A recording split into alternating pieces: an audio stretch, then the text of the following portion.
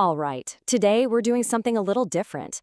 We're not just going to answer an exam question, we're actually going to crack the code behind it. We're going to take a real AQA GCSE Chemistry question, pull apart the official mark scheme, and see exactly what it takes to get those full marks. So let's dive right in. I mean, it's the big question, right? You can feel like you know your subject, you've revised for hours, but if you don't write your answer in the exact way the examiners are looking for, you could be losing out on some really crucial marks. Well, today we're pulling back that curtain. Okay, so our challenge today is question 03 from an AQA paper. It's all about the different forms of carbon. It kicks off with the structure of diamond, and then it moves on to the properties and uses of these really cool molecules called fullerenes. Let's get into it and break this thing down piece by piece. So first up, diamond. This is a classic, right? A giant covalent structure. And what does that mean? Well, it's basically this huge, massive lattice of atoms all linked up by really strong covalent bonds. Now, this whole first section is worth a good 6 marks, so being precise here is absolutely key. Okay, here's our first challenge. For 3 marks, you need to describe the structure and bonding of diamond. So go on, take a second. How would you answer that? Got a few ideas? All right, let's see what the official mark scheme is actually looking for. And look at this. It's all about precision. You get 1 mark for just saying it's a giant structure, though you could also say macromolecular or giant lattice. They accept those too. Then you get a 2nd mark for saying the bonds are covalent. And that 3rd, really crucial mark. That's for specifying that each carbon atom forms 4 bonds. It's literally a 3-point checklist. You miss one of those points, you miss a mark. Simple as that. Okay, let's move on to the next part and see how this all connects. Now, this is an explain question. That word is a big clue. It means we've got to give our reasons.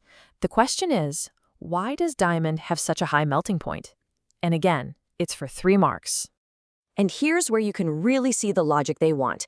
It's a chain of reasoning. Point 1, you have to say the covalent bonds are strong. Point 2, you have to mention that there are many of these bonds that need to be broken. And the conclusion, point 3, doing all that requires a lot of energy. See? Each step in that argument gets you a mark. The trick is to link those ideas together into a complete logical explanation. All right, so we've nailed diamond. Now the question totally shifts gears. We're moving on to another form of carbon, these really fascinating cage-like molecules called fullerenes.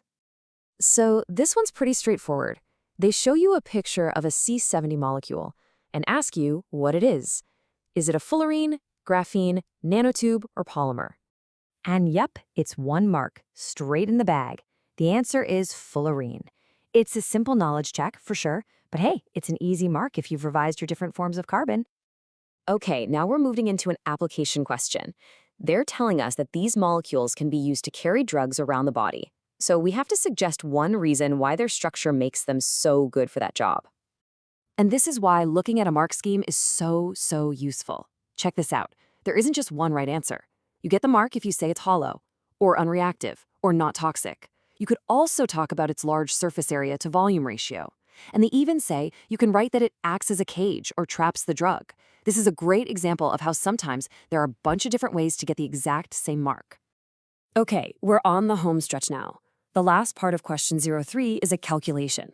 And this is where showing your working goes from being a good idea to being absolutely critical. So here's the task. We need to calculate the number of C70 molecules we can make from 1 single mole of carbon atoms.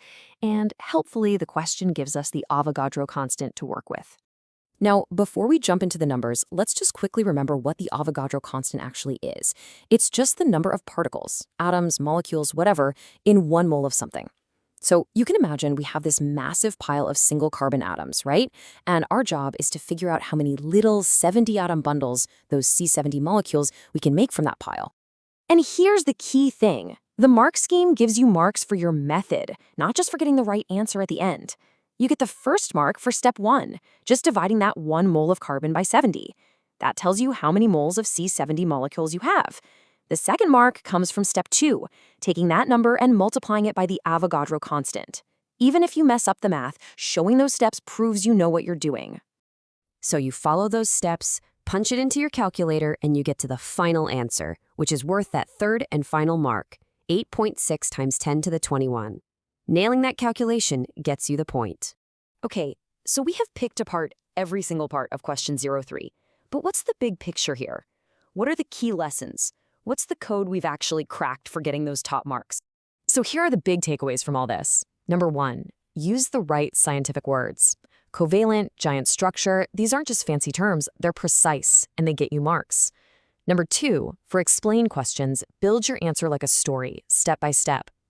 3, always show you're working in calculations. You can literally get marks for it even if your final answer is a bit off. And finally, remember that sometimes there's more than one way to be right. There can be multiple correct answers.